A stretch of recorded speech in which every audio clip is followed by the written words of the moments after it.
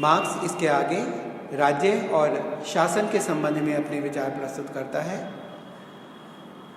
Marks का ये मानना है कि राज्य की उत्पत्ति का आधार वर्ग संघर्ष है।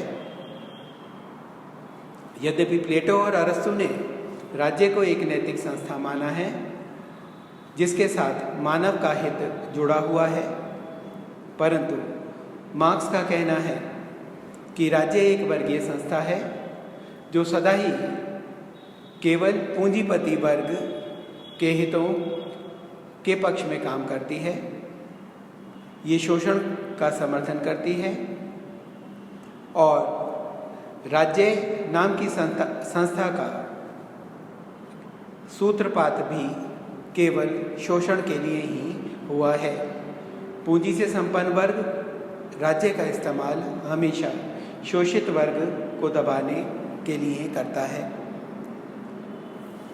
इस तरह से हम देखते हैं कि मार्क्स राज्य और शासन को शोषण का यंत्र मानता है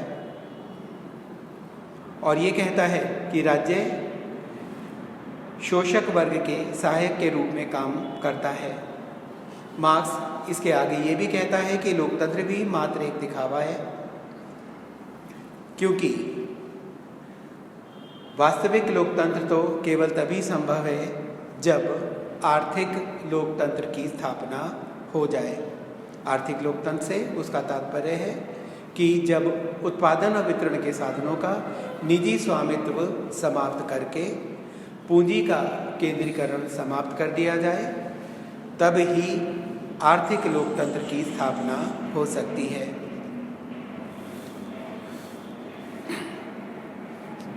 मार्क्स का द्वंद्ववाद के आधार पर यह मानना है कि पूंजीवादी व्यवस्था में भी अपने अंत के बीज मौजूद हैं और वाद प्रतिवाद और संवाद की प्रक्रिया के तहत पूंजीवादी व्यवस्था का भी अंत निश्चित है। हालांकि मार्क्स अपने चिंतन में अंत में राज्य विहीन और वर्ग विहीन समाज की स्थापना की बात करता है, परंतु उससे पहले उसका मानना है कि अंतरिम काल में जब पूंजीवाद का अंत हो जाएगा, उसमें सर्वहारा वर्ग की तानाशाही स्थापित होगी, जहां राज्य की सत्ता और शक्ति साम्य मजदूर वर्ग के हाथों में होगी। यह अवस्था केवल कुछ समय के लिए रहेगी, जब सर्वहारा वर्ग राज्य की शक्ति का प्रयोग करके निजी संपत्ति को समाप्त कर देगा और सामूहिक स्वामित्व को स्थापित कर देगा। एक बार ये स्थिति स्थापित हो जाएगी, उसके परिणाम स्वरूप धीरे धीरे राज्य विलीन हो जाएगा, वर्ग समाप्त हो जाएंगे। मार्क्स मजदूरों के अधिनायकवाद को ही वास्तविक लोकतंत्र मानता है।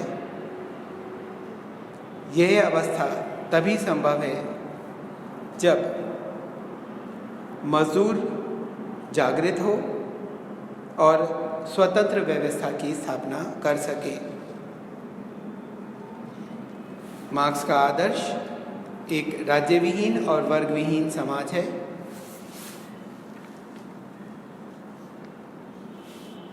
इस अवस्था में धर्म, जाति, रंग तथा धन का कोई भेद नहीं रहेगा। उसका मूल मंत्र होगा to each according to his needs and to each according to his ability. Marx के इस विश्लेषण से स्पष्ट होता है कि राज्य एक वर्गीय संस्था है, परंतु वास्तविकता ऐसी नहीं है। राज्य एक वर्गीय संस्था ना होकर एक नैतिक संगठन है, एक साधन है जिसके माध्यम से मनुष्य का विकास होता है। राज्य का आधार भी शक्ति और बल नहीं, बल्कि मानव इच्छा है और राज्य हमेशा ही जनहित में जनसाधारण के हितों की रक्षा के लिए कार्य करता है। आलोचकों का मानना है कि वर्तमान राज्य मजदूरों का शत्रु नहीं है, बल्कि राज्य का स्वरूप वर्तमान में पूरी तरह से परिवर्तित हो गया है और राज्य एक लोक कल्याणकारी संस्था के रूप में स्थापित हो गया है, जो सभी वर्गों के हितों की पूर्ति के लिए कार्य करता है। और क्योंकि राज्य सभी वर्गों के विकास और हितों की पूर्ति के लिए कार्य करता है, अतः आलोचकों का मानना है कि राज्य एक अस्थायी संस्था नहीं बल्कि एक स्थायी संस्था है और इसीलिए आलोचक मार्क्स के राज्य के विलीनीकरण के विचार में विश्वास नहीं करते। आलोचकों का मानना है कि राज्य मानव स्वभाव की स्थायी प्रकृति के आधार पर बनी एक शाश्वत संस्था है जिसको समाप्त करना संभव नहीं है।